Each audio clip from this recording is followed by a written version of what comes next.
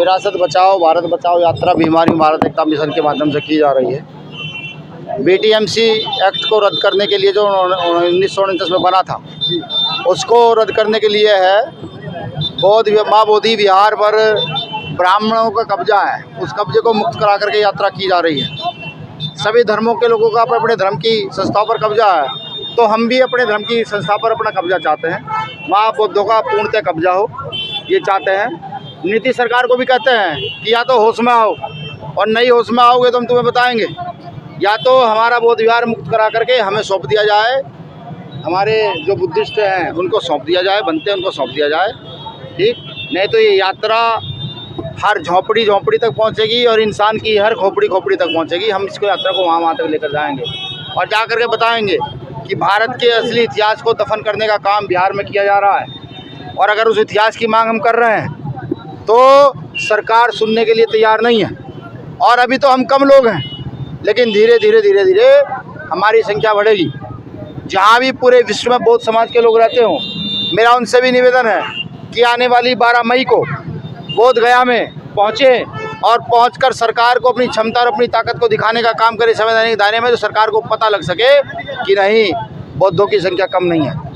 आपके चैनल के माध्यम से मैं ये भी कह दूं कि हम भीम आर्मी के लोग संविधान में विश्वास रखते हैं। हम अपनी विरासत बचाने के लिए निकले हैं। या तो सरकार सचेत करे, ऐसा ना हो अपनी विरासत को छीनने के लिए निकल जाए। तो सरकार को समझना होगा, सोचना होगा, ये एक्ट रद्द कर करके माँ बोधि महाविहार को बौद्ध भंतों के हाथ में सौंपना होगा। और उसके साथ साथ बिहार में जितने भी बौद्ध स्थल हैं सबका जीर्णोद्धार करना होगा। वहाँ रख रखाव की व्यवस्था सरकार को करनी होगी, वरना सरकार के खिलाफ एक बड़ा आंदोलन पूरे देश में रहेगा। देखिए, यात्रा मोदी बिहारी के केसरिया बौद्ध स्तूप से शुरू हुई है और ये यात्रा पूरे बिहार में जाएगी। जहाँ भी यहाँ बौद्ध विरासतें हैं वहाँ तक इस यात्रा को हम लेकर के जाएंगे। इसका पहला चरण बिहार में रहेगा, दूसरा चरण की जानकारी आपको जल्दी दे दी जाएगी। पूरे देश में कहने का मतलब ये कि ये यात्रा होगी।